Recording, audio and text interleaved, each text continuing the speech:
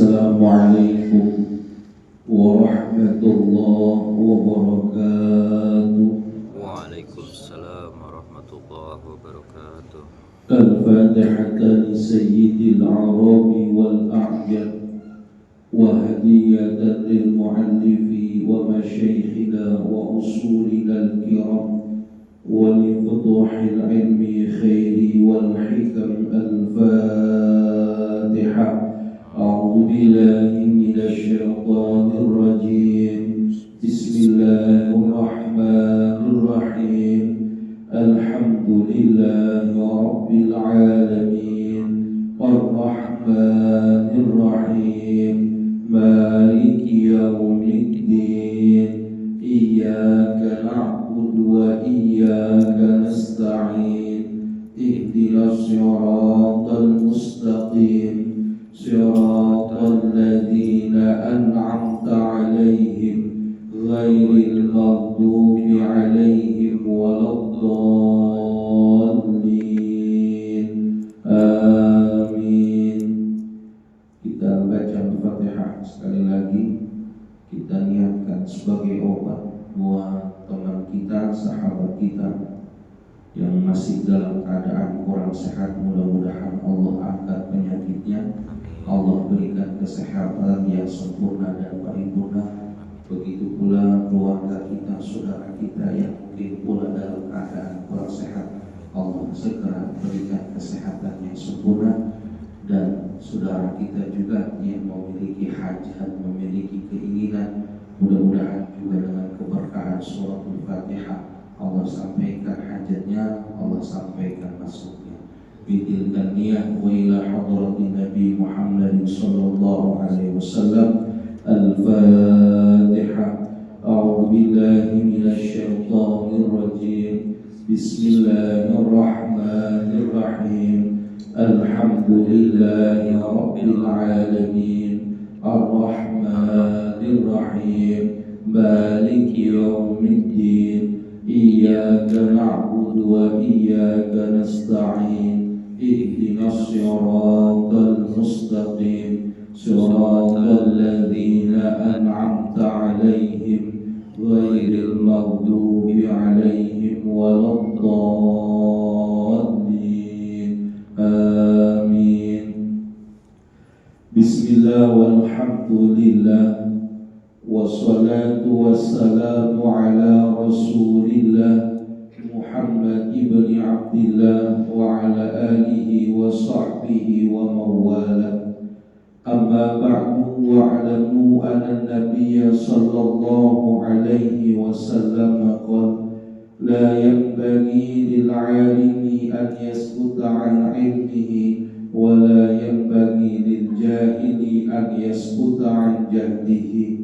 وبسند المتصل إلى الإمام المؤلف رحمه الله تعالى وعدا أن نفع به وبعلومه وبكم في الدارين آمين. قال عن أبي بكر بن عبد الرحمن عن أبي هريرة رضي الله عنه قال Babut tablisi wal hajri. Ini bab menjelaskan tentang orang yang bangkrut, wal hajri, dan orang yang dilarang menggunakan harta. An Abi Bakri bin Abdurrahman an Abi Hurairah radhiyallahu anhu qala. Satu riwayat hadis dari jalur sahabat Abu Bakar bin Abdurrahman dari sahabat Abu Hurairah, semoga Allah meridhai keduanya. Qala, beliau mengatakan, sami'na Rasulullah sallallahu alaihi wasallam yaqulu, kami mendengar Rasulullah sallallahu alaihi wasallam bersabda, man, siapa orang adroka yang mendapati malahu akan harta miliknya bi'ainihi dengan sebenar-benarnya inda rajulin yang ada pada seseorang qad aflasa yang sudah bangkrut fahuwa maka dia ahakun paling berhak bihi dengan harta itu min ghairihi daripada orang lain. Muttafaqun alaih, meriwayatkan hadis ini oleh Imam Bukhari dan Imam Muslim. Jamaah yang dimuliakan Allah Subhanahu wa taala, puji syukur sama-sama kita panjatkan kehadirat Allah Subhanahu wa taala yang masih mengkaruniakan kepada kita dengan beribu-ribu nikmat, bahkan berjuta-juta nikmat. Dengan nikmat yang Allah berikan kepada kita, baik berupa nikmat iman, nikmat Islam, terlebih nikmat sehat walafiat. Alhamdulillah Allah Subhanahu wa taala masih memperkenankan kita untuk bisa hadir di tempat yang penuh keberkahan ini. Mudah-mudahan hadirnya kita menjadi obat buat kita, hadirnya kita menjadi wasilah akan turunnya keberkahan dari Allah Subhanahu wa taala. Amin amin ya rabbal alamin. Jamaah yang dimuliakan Allah, kita masuk kepada kajian hadis ahkam yang bertema tentang orang-orang yang bangkrut dan orang-orang yang dilarang menggunakan hartanya. Sebenarnya ini temanya kurang tepat. Kenapa? Karena at-taflis itu, orang yang bangkrut itu adalah termasuk orang-orang yang dilarang menggunakan harta. Jadi taflis itu sebagian dari pajak. Di dalam hukum Islam, dalam kitab yang kecil saja ada Matan Ghoyah wa Takrib namanya. Di situ dijelaskan ada 6 orang yang dilarang menggunakan harta. Dan kita dilarang melakukan transaksi dengan orang itu. Ada 6 orang yang dalam agama Islam dia tidak boleh menggunakan hartanya, dan kita tidak boleh transaksi dengan dirinya. Jangan transaksi sama 6 orang. Yang pertama siapa? As-sobi, anak kecil. Umurnya marginnya 0 sampai dengan 4 tahun, itu as-sobi, anak kecil. Gak boleh anak kecil yang didapati orang tuanya meninggal dunia lalu mendapat harta warisan yang banyak, ditinggalkan mall, ditinggalkan apartemen, lalu dia transaksi umur 3 tahun beli mobil Pajero. Gak boleh. Kita yang di dalam gak sah. Kenapa? Anak ini as-sobi, masih kecil. Kenapa? Islam menyelamatkan orang ini supaya tidak dibohongi. Kalau ditukar nih, dia punya duit 2 miliar, ditukar sama permen karet segerobak, dia milih permen karet segerobak. Maka akad orang ini, as-sobi ini, dalam hukum Islam dia nggak boleh menggunakan hartanya kecuali ada walinya yang menuntun diri. Yang kedua, al-majnun, orang gila. Orang gila juga nggak sah, transaksinya nggak sah. Dia kaget orang tuanya meninggal, dua-duanya dapat harta kompensasi, tapi karena kaget gila. Maka orang gila ini nggak boleh menggunakan hartanya sendiri buat transaksi, nggak boleh. Kenapa? Orang gila nggak mudeng sama harta. Kadang kan lucu gitu. Dia beli nasi gitu. Beli nasi Padang, pakai telur dadar, pakai rendang, pakai tunjang. Udah dia beli, pas dia buka, nasinya dia buang, kertasnya dia makan. Nasinya dia buang, kertasnya dia. Namanya juga orang ini transaksi sama dia, nih jual beli saham, nggak laku sama dia, nggak sah dalam Islam. Yang ketiga, safi. Dia nggak gila, dia bukan anak kecil, tapi masuk klasifikasi oon, sama duit nggak mudeng dia. Safi tau nggak? Bodohnya itu kayak orang oon, nggak ngerti sama nilai uang, nggak ngerti. Kalau kita kan ngerti sama nilai uang, merah 50, 100, kita nggak safi. Ini ada nih, dia nggak ngerti sama nilai uang. Maka 3 orang ini nggak boleh melakukan transaksi karena apa? Tujuannya menyelamati dirinya sendiri. Ini 3 orang. Yang 3 orang lagi ini nggak berhak menggunakan hartanya. Kenapa? Untuk menyelamati orang lain. Yang pertama ataflis, orang yang bangkrut.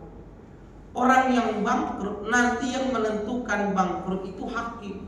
Kalau sudah dinyatakan first travel ini sudah bangkrut, dia nggak boleh transaksi lagi, nggak boleh ada pamflet lagi, nggak boleh ada lagi orang yang daftar. Kenapa? Dia udah bangkrut. Hartanya kan ada mobilnya. Iya, ini harta yang nanti dijadikan untuk mengembalikan harta orang-orang yang kena tipu. Walaupun apartnya 2, kantornya ini, itu aset nanti buat dilelang. Ini dia nggak boleh. Kenapa? Kasihan orang nanti banyak yang tertipu dan harta orang yang ditipu itu yang sesudahnya, yang sebelumnya itu belum dikembalikan. Yang kedua siapa? Orang yang sakit parah. Yang sakitnya ini bisa menghantarkan kematian, maka orang ini nggak boleh menggunakan harta sepenuhnya, paling banyak sepertiga hartanya. Kenapa? Orang kalau udah mau meninggal dunia itu biasanya bares. Itu tuh masjid kasih. Kalau sampai orang yang sakaratul maut sebelum meninggal dia bilang hartanya semuanya diserahkan buat masjid di Islam wal muslimin, kasihan ahli warisnya. Kenapa? Nanti kita harus paham, kapan sih pembagian tirkah harta warisan itu kapan? Kenapa? Jenazah ini harus diurus. Beli kain kafan itu pakai uang. Pemakaman di Jakarta itu paling murah 8 juta. Kalau dia nggak punya uang, dia harus dikirim ke kampung, dia harus pakai ambulan. Kalau dia bikin sedekahan, bayar hutang-hutangnya, uangnya dari mana? Maka orang yang sudah tua mau meninggal dunia, kalau dia berwasiat, wasiatnya yang diterima cuma sepertiga doang, 2/3 nggak diterima. Yang terakhir, yang keenam, budak yang tidak mendapatkan kepercayaan utuh dari majikannya. Ini nggak ada. Inilah orang-orang yang tidak diperbolehkan menggunakan harta. Nah, yang mau kita bahas di sini adalah orang yang at-taflis, adalah orang yang bangkrut menurut aturan agama. Kalau sudah bangkrut, maka dia nggak boleh lagi melakukan transaksi. Dan bagaimana cara seseorang mengembalikan harta? Islam nggak boleh kalau dia sudah menipu, hartanya harus dikembalikan. Kalau dia cuma bertobat kepada Allah, menerima hukuman negara, tapi hartanya nggak dikembalikan, nggak dimiskinkan, taubatnya belum diterima sama Allah. Bisa dipahami? Orang mencuri, orang menipu, hartanya masih ada sama dia. Dia sudah dipenjara, dia sudah tobat sama Allah, tobatnya belum diterima. Kenapa? Harta yang dia curi belum dikembalikan. Maka perlu tuh bikin miskin orang yang melakukan kejahatan, perlu. Kenapa? Itu untuk mengembalikan harta yang dia zolimi. Kalau dia nggak tahu berapa banyak harta yang dia zolimin, semuanya berikan. Dia seperti dia orang yang kosong, orang yang nggak punya apa. Kenapa? Nggak jelas berapa banyak yang dizolimi. Korupsi kan nggak tanggung-tanggung, jangan dipenjara 2 tahun, dipenjaranya enak, belum dapat remisi dan lain sebagainya. Pulang namanya udah bersih kan dari penjara, hartanya belum dikembalikan, dosa. Di sini ada satu riwayat hadis dari Abu Bakar bin Abdurrahman dan dari sahabat Abu Hurairah. Beliau mendengar langsung Rasulullah SAW mengatakan, man adraka malahu bi'ainihi inda rajulin qad aflasa. Siapa orang yang mendapati harta milik benar-benar miliknya berada di orang lain yang sedang bangkrut, fahuwa ahaqqun bihi min ghairihi, maka orang itu yang paling berhak untuk mengambil harta itu selain orang lain. Sekarang ini banyak nih, ada toko yang baju, celana, sembako apa saja itu harganya itu satu harga, serba 35.000. Kita itu ngambil dari toko mana saja, dan yang ngesuk di situ bukan satu orang, yang ngesuk banyak. Anggaplah ada toko yang jual barang 35.000 untuk khusus bagian daster yang mirip Bang Anggi. Dia yang ngesuk tuh daster. Di situ nggak ada lagi kalau daster dari beliau. Maka waktu beliau ngasih daster tidak dibayar langsung, nanti dibayarnya kalau memang barangnya sudah laku setengah atau memang perjanjiannya per 2 bulan. Waktu dia udah ngesuk tuh daster seukuran uang 50 juta, tiba-tiba tokonya bangkrut di situ. Maka datanglah kita diberitahu oleh pihak pengadilan bahwasanya toko yang dipakai dagang itu bangkrut. Kita dipanggil. Dalam Islam, waktu Bang Anggi datang ke toko itu dan benar-benar melihat secara jelas ada barang yang punya dia di situ dan belum dijual belikan atau tinggal sisanya, maka barang itu boleh dikembalikan kepada Bang Anggi sebagai bentuk kompensasi kembalian daripada barang yang dia sudah percayakan. Dia bangkrut 50 juta, ada uang kita di situ. Kita lihat nih Bang, lah ini ada daster yang memang saya bikin, ada cap Anggi Collection. Maka daster ini kita mengajukan ke pengadilan, boleh kita ambil itu. Kalau memang barang itu punya kita, ambil semua. Ini punya saya ya, dia ambil semua. Berapa di situ? Ternyata cuma ada 30 juta. Maka yang bangkrut ini dia punya hutang sama kita 20 juta. Kalau memang barangnya benar-benar itu milik kita. Tapi kalau barangnya kita nggak tahu itu milik kita atau bukan, maka barang itu nggak boleh kita ambil. Tapi nanti barang itu dilelang dan diberikan kepada orang-orang juga yang memberikan saham di sini. Jelas? Tapi kalau barang itu jelas punya kita, ini mobil kayaknya mobil kita. Memang dia kita pinjemin, kita taruh dagang di situ, ambil mobilnya, dalam hukum Islam boleh. Kenapa? Jelas-jelas barang punya kita. Warawahu Abu Dawud wa Malikun min riwayati Abi Bakar bin Rahman mursalan bilafzi. Ada satu riwayat dalam Sunan Abu Dawud dari Malik bin dalam riwayat Abu Dawud dan Imam Malik dari riwayat Abu Bakar bin Abdurrahman mursalan yang hadisnya mursal bilafzi dengan lafaz ayyuhma rajulun ba'a, siapapun seseorang yang menjual mataan akan satu barang fa'aflasa, kemudian dia bangkrut, alladzi ibta'ahu, yang dia telah membeli barangnya, walam yakti, tapi dia belum bayar, alladzi ba'ahu, dari apa yang dia beli, min samanihi syai'an, daripada harganya sedikit pun, fawajada mata'ahu bi'ainihi, lalu mendapati dia akan barang yang dia jual itu masih utuh, fahuwa ahaqqu bihi, maka dia orang yang berhak dengan barang itu. Kita tadi itu contohnya, Bang Anggi ngesuk barang, lalu barang itu ternyata bangkrut tokonya, kita datang ke situ, barang itu ada di situ barang kita, maka kita berhak atas barang itu. Wa imata al-mushtari, tapi apabila yang pembelinya, tokonya, punya tokonya itu mati, fasahibal mata, maka pemilik daripada harta benda yang ada di situ siapa? Uswatul ghurama, adalah orang-orang yang memberikan hutang pada orang yang memiliki toko. Tapi kalau barangnya nggak jelas barang kita ngesuknya nggak jelas barangnya di situ. Kita cuma ngasih modal saham doang. Kita cuma ngasih modal uang doang. Yang ngasih modal uang doang di situ bukan kita. Ada orang lain juga yang ngasih modal uang, maka nggak bisa kita ngambil lebih dulu, nggak bisa. Kita harus bagaimana? Dikumpulin dulu asetnya. Berapa yang ada menjadi aset, maka itu dijual, lalu uangnya dibayarkan hutang kepada orang yang memberikan saham di situ. Tetapi umumnya tidak bisa mencapai 100%. Bisa kembali saja 50% itu sudah banyak.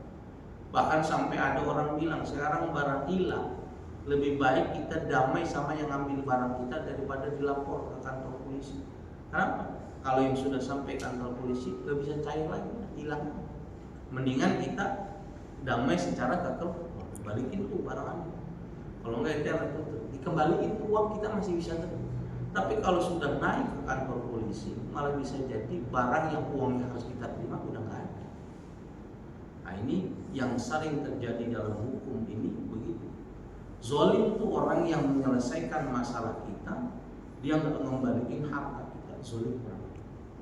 Nauzubillah misalnya, apalagi sampai diambil. Orang lagi susah suruh buat laporan bayar, ini bayar, pengacara bayar, tetapi pas harusnya haknya diturunkan, gak diturunkan, dia makan zalim.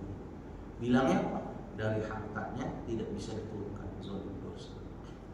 Tapi buat kita berhak menuntut, ini dalil, ini bisa dibawa ke kantor pengadilan buat kita. Itu barang punya saya Pak, ini data-data barang punya saya. Kita ajukan berdasarkan hukum kompilasi hukum Islam atau berdasarkan hadis ini diberikan. Tapi kalau barang itu tidak bisa kita jelaskan pastinya kepemilikan itu, karena memang jenisnya umum yang kita berikan di situ, maka kita harus menunggu hasil pembagian daripada kantor pengadilan agama. Bisa dipahami sih?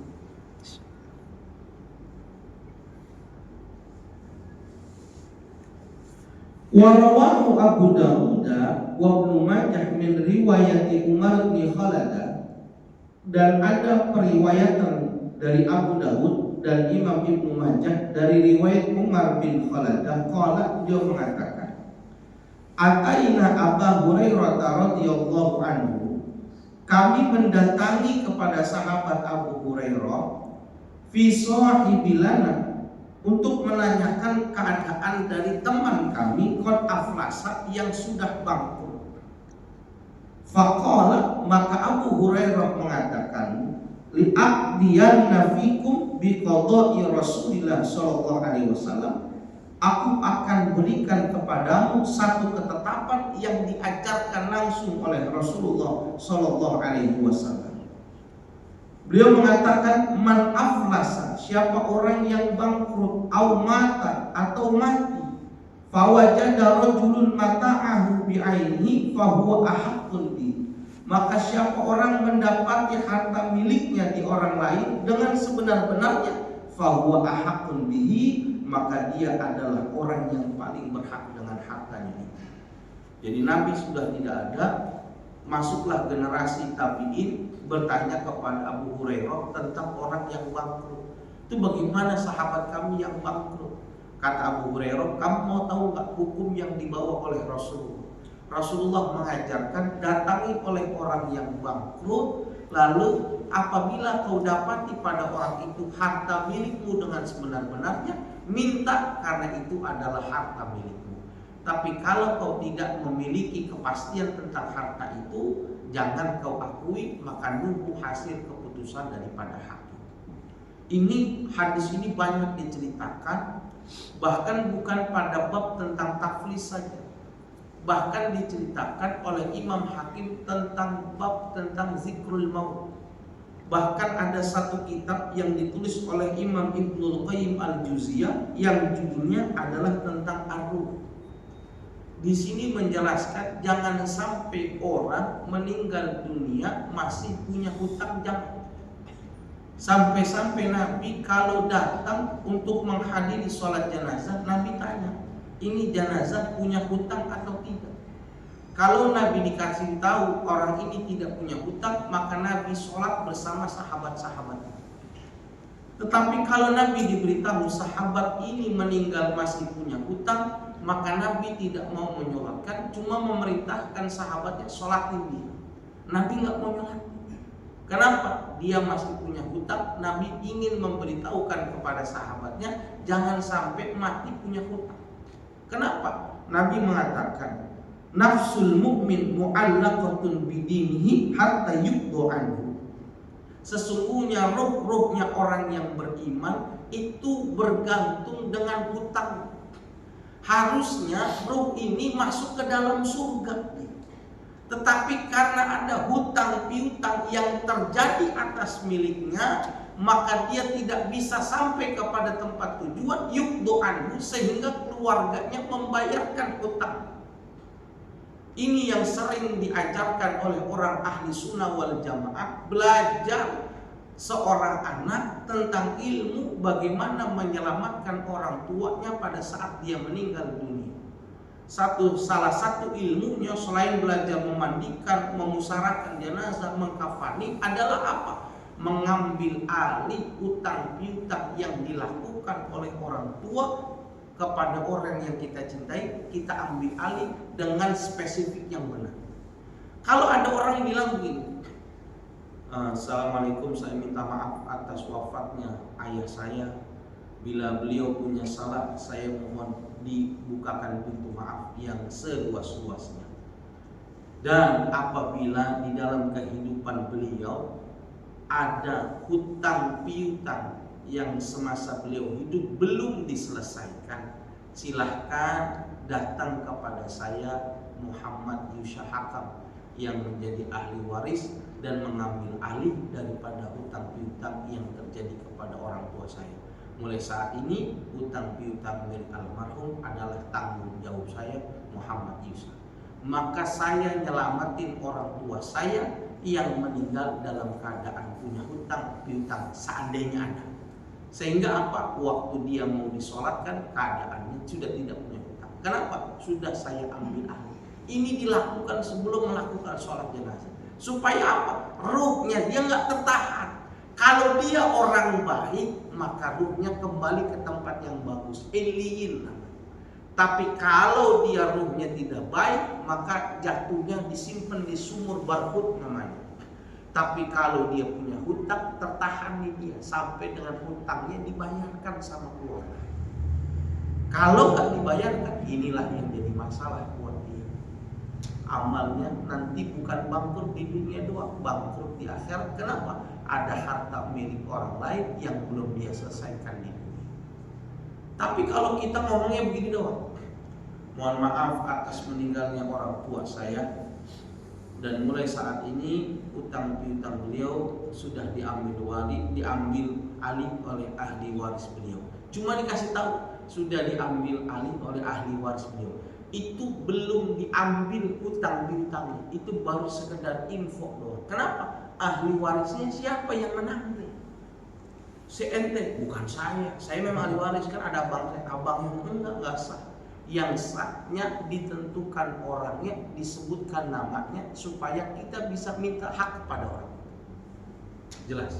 Makanya tadi ada 6 orang yang larangan untuk menggunakan hartanya. Salah satunya itu adalah orang yang sakit parah yang memungkinkan meninggal dunia.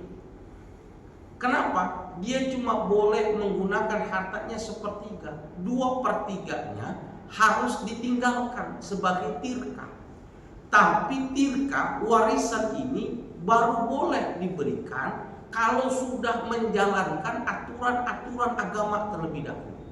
Pertama, sudah selesai uang itu dipergunakan untuk pelaksanaan pengurusan jenazah sampai dengan dikuburkan.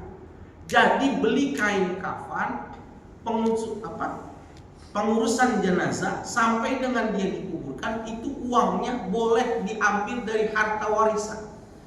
Tapi kalau bicara tentang tahlilan dari hari ketiga, 7, 40, 100, 1000 dan haulan, itu adalah bentuk kasih sayang keluarga anak kepada orang yang dia cintai. Di situ tunjukin tuh dia sedekah buat orang tua.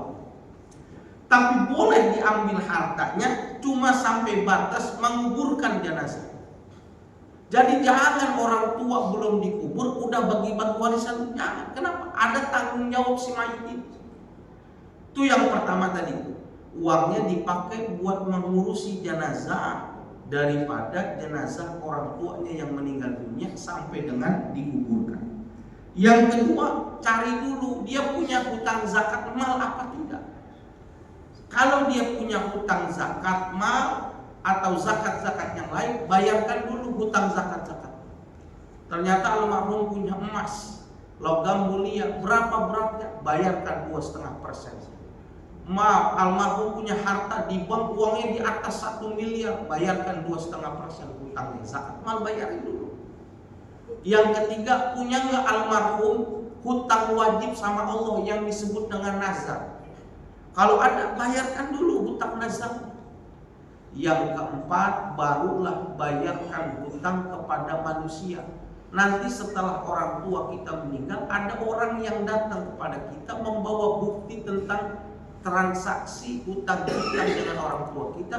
Kalau kita punya harta, kita bayarkan. Kalau nggak, boleh kita ambil dari harta milik orang tua kita. Pak dulu almarhum sebelum meninggal dunia sempat pikun 1 minggu. Waktu dia pikun, dia ngambil hutang rokok di tempat saya.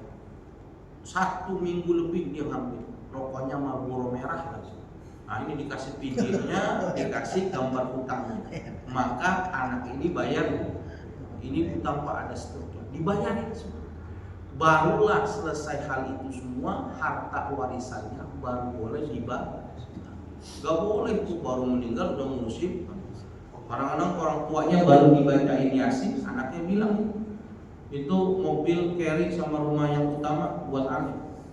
Itu kontrakan sebelah depan ada 2 pintu bakal lu leha. Ini udah dibagi padahal emaknya belum dimandiin, haram. Tapi kalau sudah 4 hal ini pecah warisan, kasih hak-hak kepada saudara-saudara kita, kasih. Kenapa? Itu bukan hak punya kita, tapi hak milik keluarga kita. Tapi jangan membagikan kecuali kita sudah melakukan daripada 4 hal. Jelas? Bisa dipahami?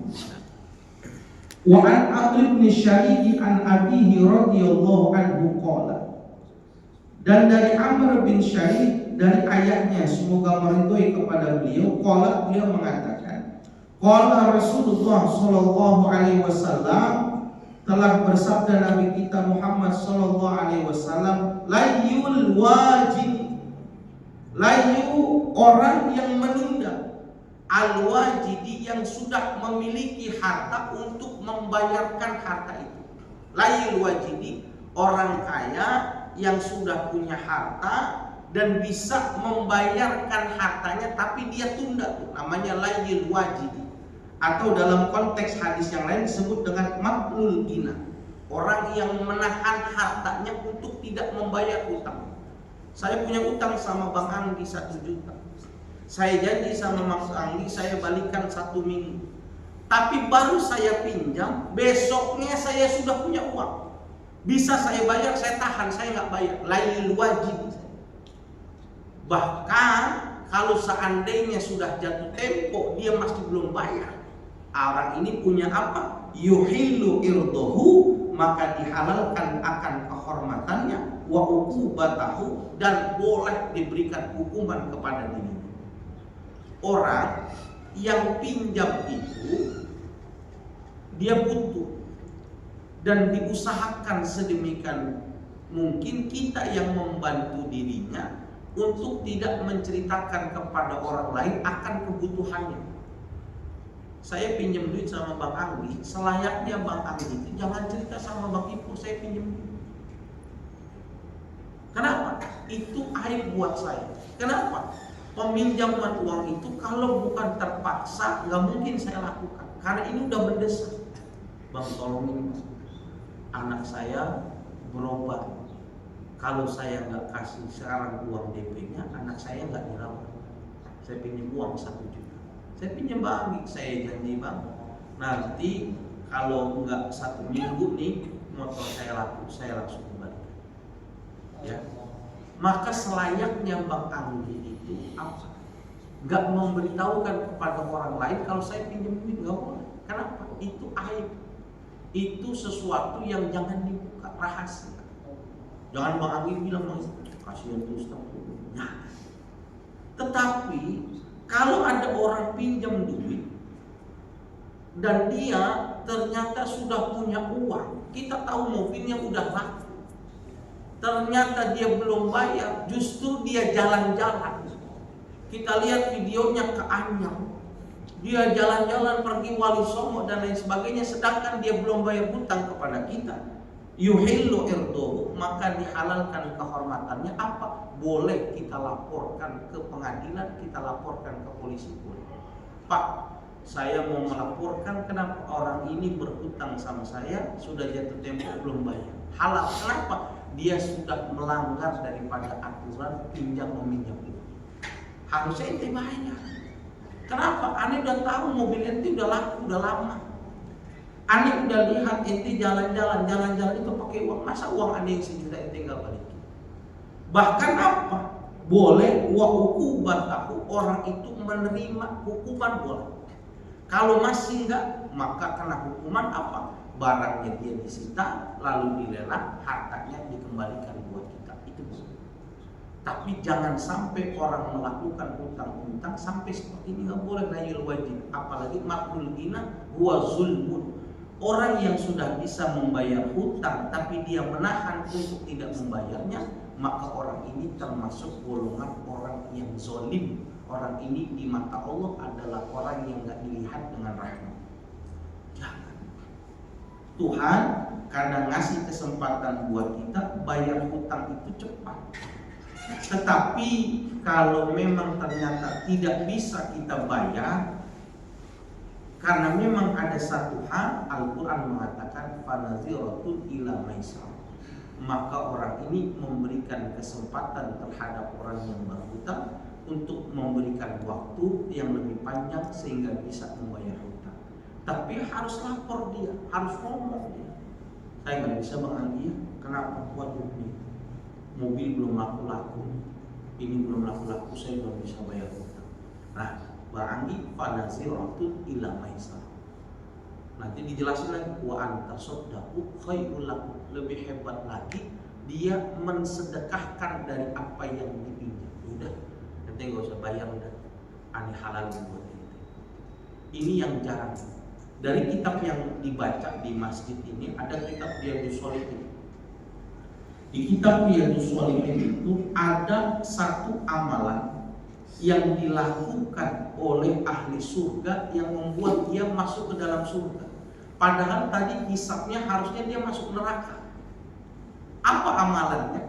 Amalan dia di dunia itu, kalau ada orang yang melakukan piutang kepada dirinya dan jatuh kepada tempo yang sudah ditentukan dan tidak bisa membayar, maka dia katakan kepada orang yang berhutang, wa anta saddaqu khairul lakum.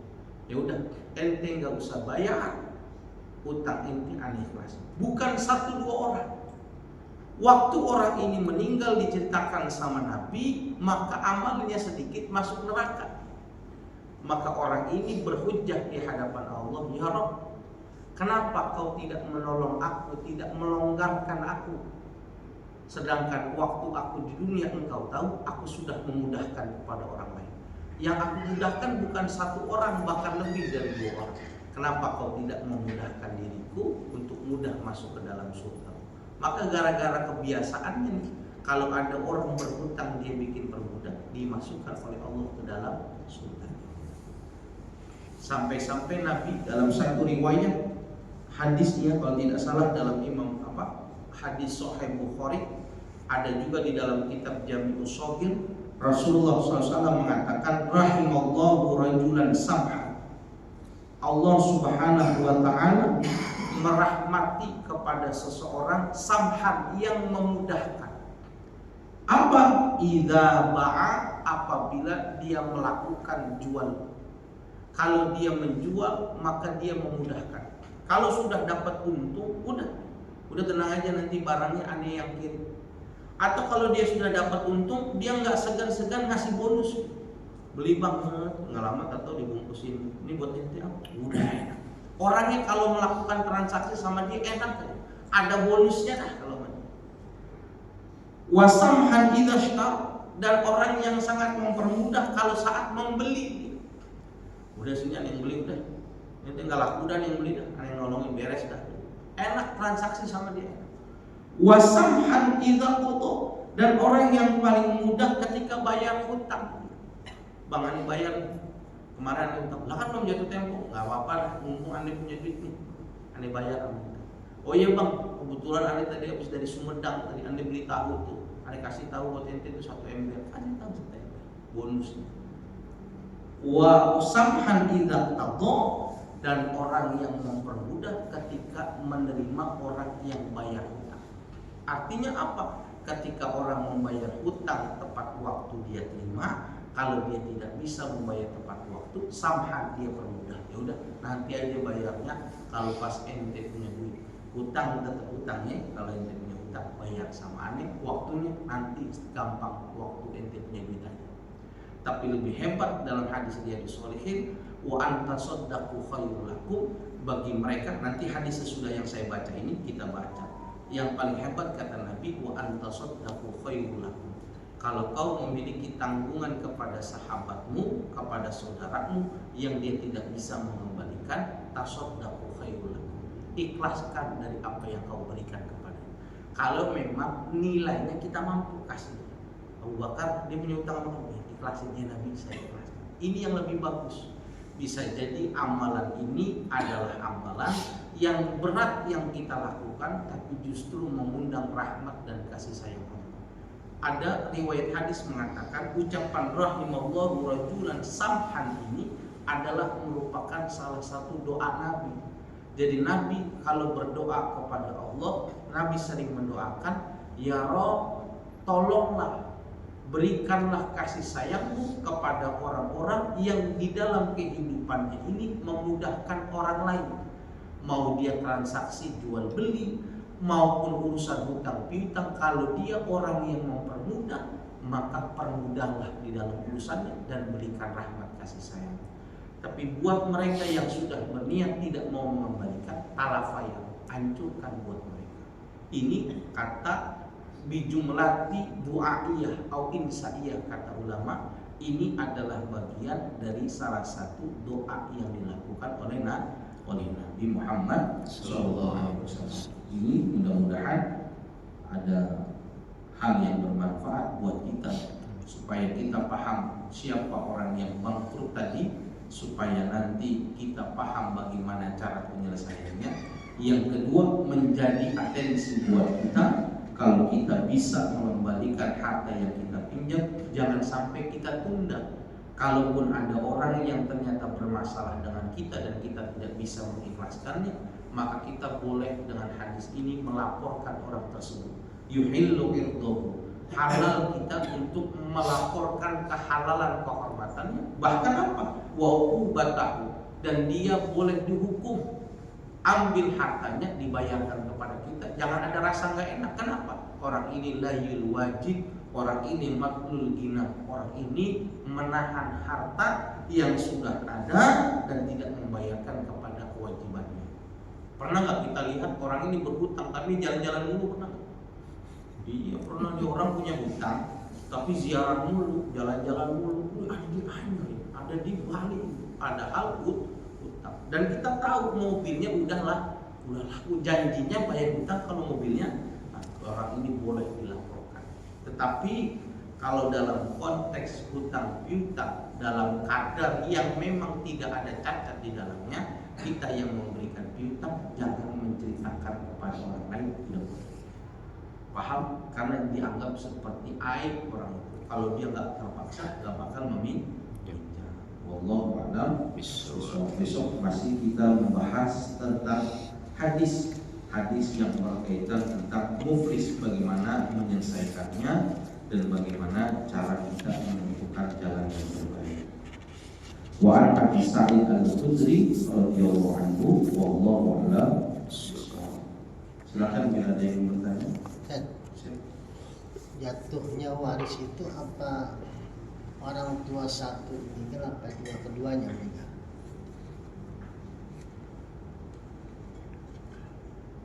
Setiap orang yang meninggal itu, kalau dia memiliki harta, maka ada harta warisan. Kalau harta warisannya memang bapak kita dulu bawa harta, emak kita dulu bawa harta, waktu salah satunya meninggal ada yang dibagikan. Tetapi kalau kita tidak tahu harta ini datangnya dari mana, maka anggaplah ini harta bersama, baru selesai diwariskan ketika keduanya sudah tidak ada. Saya tahu nih, bapak saya dulu, engkong saya orang kaya, Bayoran lama sampai nggak kenal engkong saya. Itu tanahnya dari sini sampai Tanah Abang itu tanah engkong gue. Memang waktu dia kawin dia orang kaya. Ini kontrakan ini, saya tahu nih kontrakan punya bapak saya dari babanya.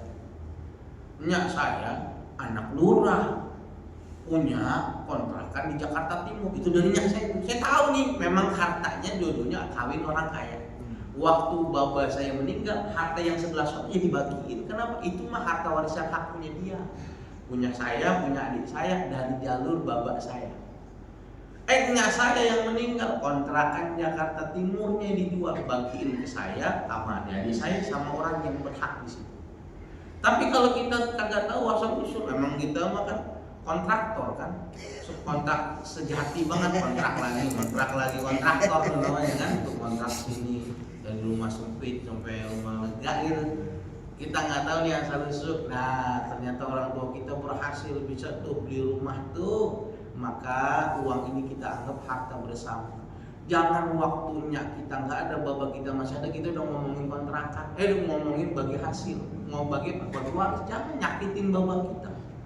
Waktunya meninggal, ini rumah kita jual apa ya? Ntar bapak kita kontrakin aja, nggak boleh. Kenapa? Karena ada andil dari orang tua di sini yang mati. Jelas. Tapi kalau dua-duanya sudah tidak ada, 4 syarat tadi sudah dijalankan, pemusaran jenazahnya sudah, terus masalah kewajiban fidyahnya dia sudah, zakatnya dia sudah, yang urusan sama kemanusiaan sudah, baru panggil keluarga. Jangan sampai kuburannya belum kering udah ngomongin waris. Baru banget nih mau disolatin, mobil tuh yang Mercy yang rumah depan tuh bakal gua nggak bisa diganggu kan, aku anak yang paling tua. Tuh rumah yang depan sama toko leha 2 pintu bakal Tina ini bukan, gak bisa. Harus dirembukin baik-baik. Dia mau caranya apa? Mau ngitung secara harta warisan laki-laki 2:1 atau dia mau bagi rata, silakan. Antara dunia dan biaya.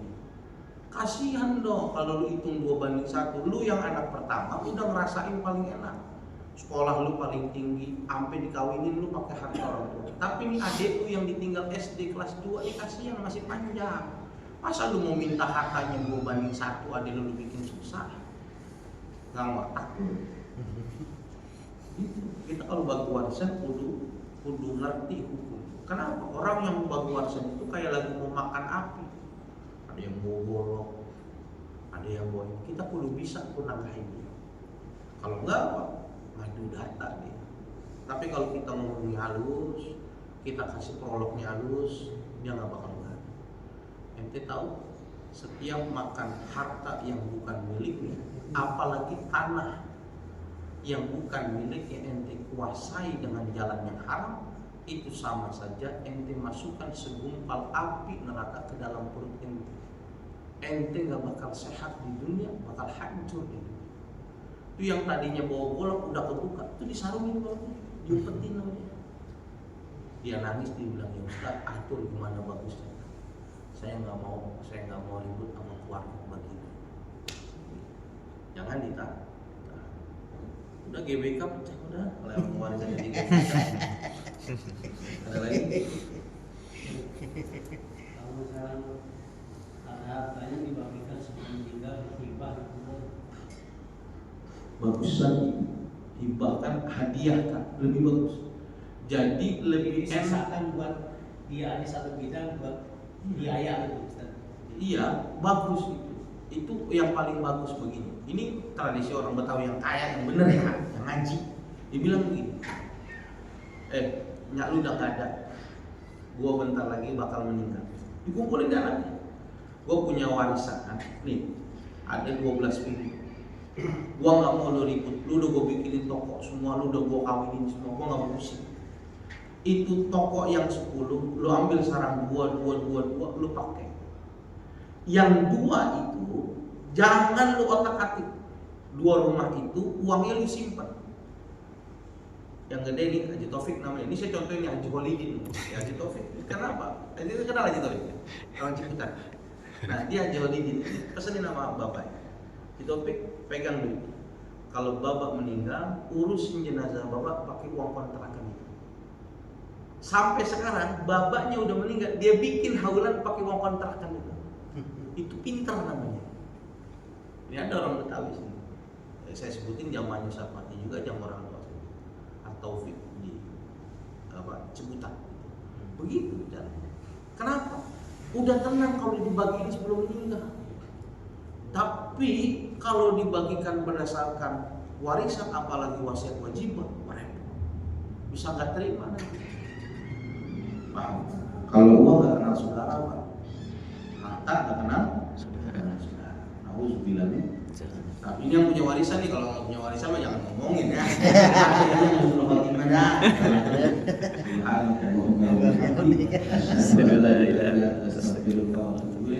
Assalamualaikum warahmatullahi wabarakatuh. Waalaikumsalam warahmatullahi